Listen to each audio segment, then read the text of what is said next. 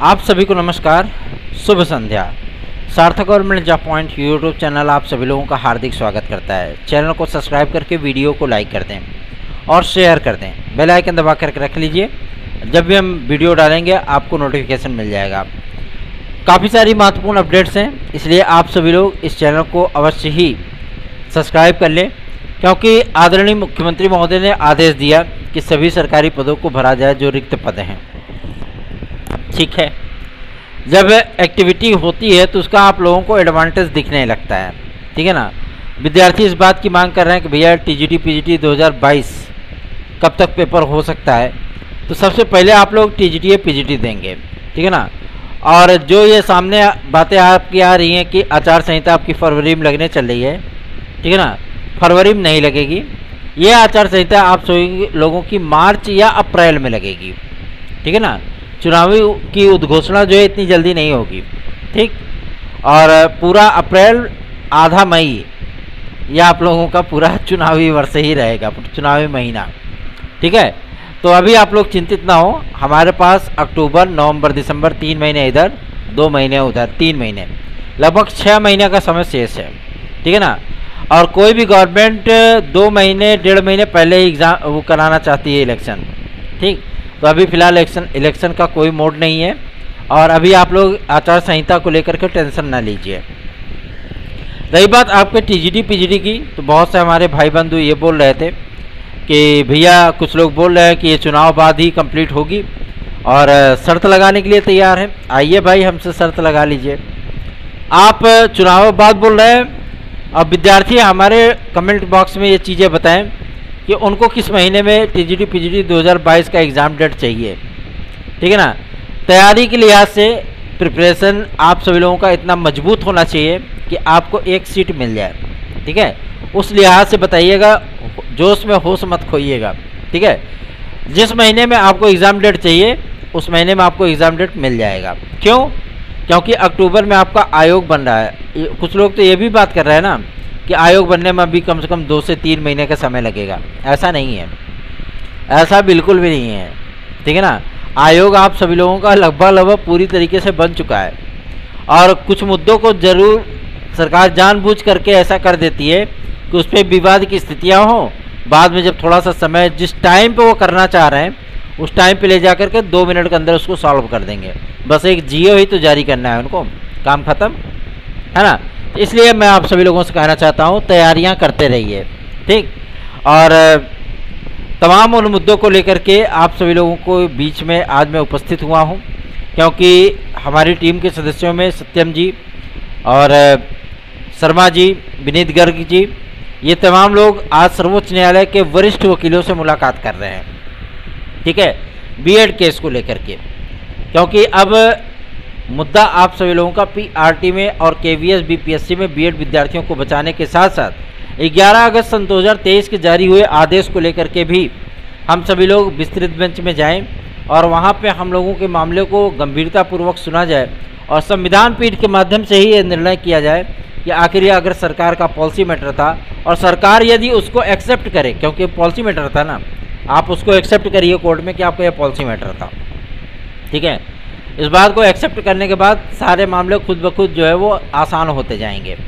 और अगर इस बात को लेकर के अटॉर्नी जनरल खड़े हो जाते हैं तो जाहिर सी बात है कि मतलब एक जज जैसे दूसरे जज से बात करता है उस तरीके की फिर हियरिंग होगी।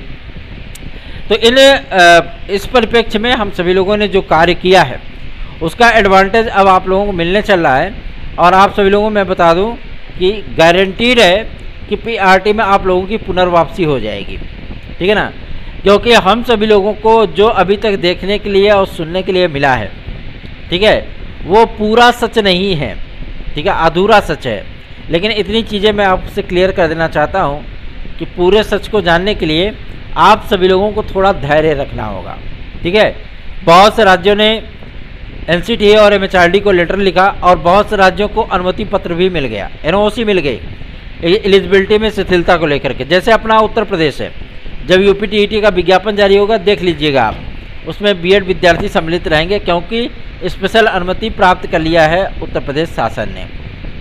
ठीक, और तमाम उन मुद्दों को लेकर के विद्यार्थी परेशान हुए, हलाकान हो गए कि हमें बाहर किया जा रहा है, हमें बाहर किया जा रहा है। एक सुखद भरा समाचार आपको देखने के लिए मिला जो कि छत्तीसगढ़ से मिला। वहाँ के विद्यार्थियों को नियुक्तियाँ दी गई, ठीक है ना। बिलासपुर हाई कोर्ट में वहाँ पे सरकार खड़ी है, बीएड के पक्ष में उनका पक्ष रखेगी, जबकि सरकार विपक्षी दलों की है, फिर भी वो बीएड का पक्ष रख रहा है, ठीक है ना। दूसरा, मध्य प्रदेश जबलपुर हाई कोर्ट में एक बीएड केस का मामला चल रहा है और उसकी हियरिंग 5 तारीख को है, ठीक है ना। और 5 तारीख को ही सर्वोच्च न्यायालय में आपके केवीएस और बीपीएससी का मैटर लगा हुआ है। इन तमाम मुद्दों का क्लियरेंस, उत्तर प्रदेश की क्लियरेंस याचिका, तमाम इन चीज़ों के लेके सारी चीज़ें आपकी डिक्लेयर होने चल रही हैं। तो थोड़ा पेशेंस रखिए, धैर्य रखिए और एनसीटी के माध्यम से आप सभी लोगों को बहुत जल्द ही एक विज्ञप्ति देखने के लिए मिलेगी जो कि एमएचआरडी के अस्तित्व में ही जारी किया जाएगा और उसमें बीएड विद्यार्थियों को पुनः सम्मिलित किया जाएगा। जानते हैं कि विद्यार्थी इसमें उत्तेजित हो जाते हैं, है ना। तो आपको उत्तेजना का शिकार नहीं होना है, बस धैर्य रखना है, ठीक है, क्योंकि आप लोगों का बहुत कुछ बिगड़ चुका है। अब उसको बनाने में थोड़ा सा वक्त ज़रूर लगेगा। आपसे सहयोग और आशीर्वाद की परम अपेक्षाएं हैं जो आप सभी लोग वो भी पूरा नहीं कर पा रहे हो, ठीक है ना। एनसीटी पे जब विद्यार्थी गए थे धरना प्रदर्शन करने के लिए तो वहाँ भी वही चीज़ें थी, विद्यार्थियों की संख्या जस की तस थी, मतलब कम थी, ठीक है। आप सभी लोग सहयोग करिए, आप लोगों के मैटर को हम लोग पूरे अंतिम क्षण तक लड़ेंगे ताकि आप लोगों को रिलैक्स मिल जाए। रही बात आपके एलटी ग्रेड और जीआईसी प्रवक्ता को लेकर के, आज माध्यमिक शिक्षा मंत्रालय से आप सभी लोगों को एक आदेश देखने के लिए मिलेगा जो कि डायरेक्ट शिक्षा निदेशालय में गिरा है और शिक्षा निदेशालय से लोक सेवा आयोग आया है। उसमें स्पष्ट लिखा गया है कि राजकीय विद्यालयों की जो शिक्षक प्रक्रिया है उसको तत्काल प्रभाव से स्टार्ट किया जाए, ठीक है ना। और इन्होंने रिमाइंडर भेजा कि बीएड की समकक्षता क्लियर कर दीजिए। तो बीएड के समकक्ष कौन आता है? बीएड के समकक्ष आपका विशिष्ट बीएड आता है और एक आध डिग्री अगर आप रखना चाहो तो वो कर लो, ठीक है ना। इन तमाम डिग्रियों को फाइनल करने के बाद सैद्धांतिक मंजूरी है आपके एलटी ग्रेड में आपका ग्रेजुएशन को लेकर के। ये सारी चीज़ें क्लियर है और शासन से उम्मीद की जा रही है कि आपका ये मैटर 1 से 2 दिन के अंदर क्लियर कर देंगे वो, ठीक है ना। और उसके बाद आपका सब्जेक्ट कम्बिनेशन को लेकर के जो मुद्दा था वो माध्यमिक शिक्षा मंत्री महोदया ने प्रेषित कर दिया है मुख्यमंत्री महोदय, क्योंकि अंतिम निर्णय उन्हीं का होगा, ठीक है। और विद्यार्थियों की ये मांग है कि उन्हें भी किसी न किसी विषय में समायोजित किया जाए, तो जाहिर सी बात है उनकी ये मांग जायज़ है। आपकी मांग प्रदेश के मुखिया के पास पहुंच चुकी है और आप सभी लोगों को रिलैक्स मिलने का पूरे आसार हैं। साथ ही साथ एज रिलैक्सेशन के लिए भी आज हम सभी लोगों ने कार्मिक विभाग को, कार्मिक मंत्री महोदय को और आपके मुख्यमंत्री महोदय को, साथ ही साथ माध्यमिक शिक्षा मंत्री महोदय को और आपके गृह मंत्रालय भी उन्हीं के अधीन है, तो पुलिस प्रोन्नति बोर्ड को भी हम लोगों ने एक ईमेल किया ज्ञापन के तौर पे और उनसे रिक्वेस्ट किया कि विद्यार्थियों को आयु वर्ग की छूट प्रदान की जाए, ठीक है ना। अब इसमें विपक्षी नेताओं के भी सहयोग मिलने शुरू हो गए हैं, उनकी भी ये मांग है कि विद्यार्थियों को दिया जाए। और सबसे बड़ी चीज़ यह है कि इसमें पॉजिटिव इंटेंट आपको दिखेगा। क्यों?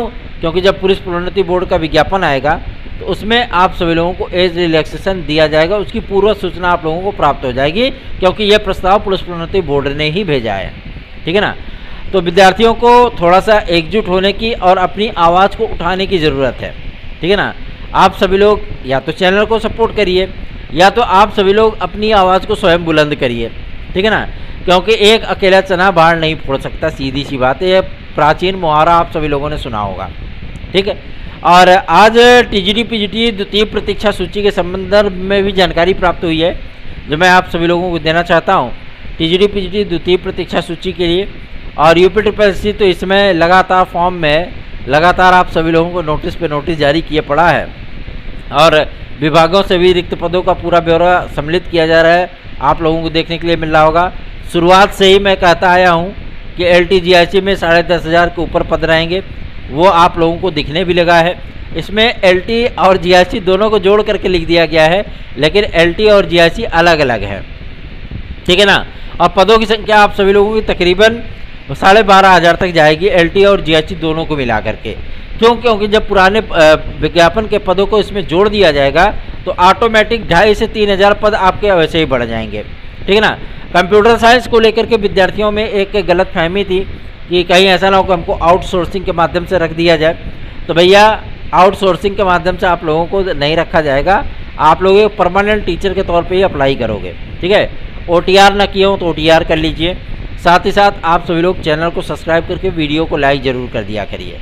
और मैं आप सभी लोगों से कहना चाहता हूँ, TGT PGT की एग्ज़ाम डेट कब तक आप लोग चाहते हो, कब आप सभी लोग देना चाहते हो 2022 का एग्ज़ाम, यह आप लोग कमेंट बॉक्स में सोच समझ करके बोल दीजिए, फिर उस पर कार्य किया जाएगा।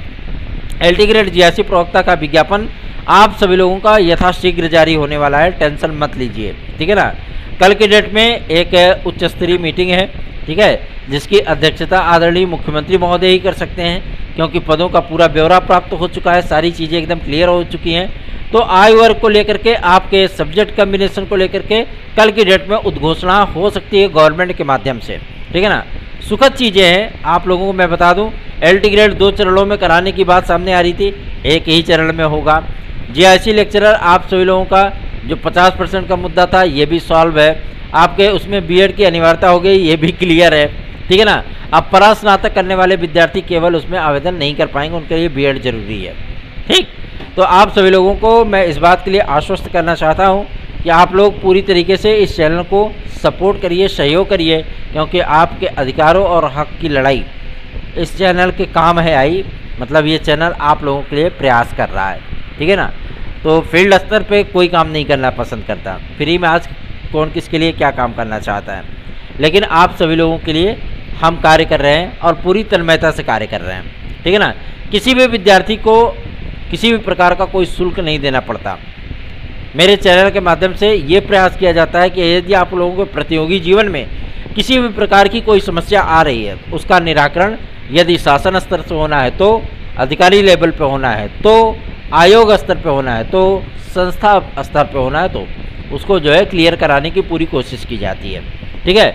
हमारी जो याचिका लगी है आपकी TGT PGT 2016-2021 की, धड़ाधड़ आप सभी लोग इसमें जुड़ जाइए, क्योंकि याची लिस्ट आपकी बन रही है और 9 अक्टूबर तक का हम लोगों को समय है। उसके पहले आपको इसको बनवा करके जमा करना होगा, उसके बाद हियरिंग होगी, फिर आप लोगों की द्वितीय प्रतीक्षा सूची जारी की जाएगी।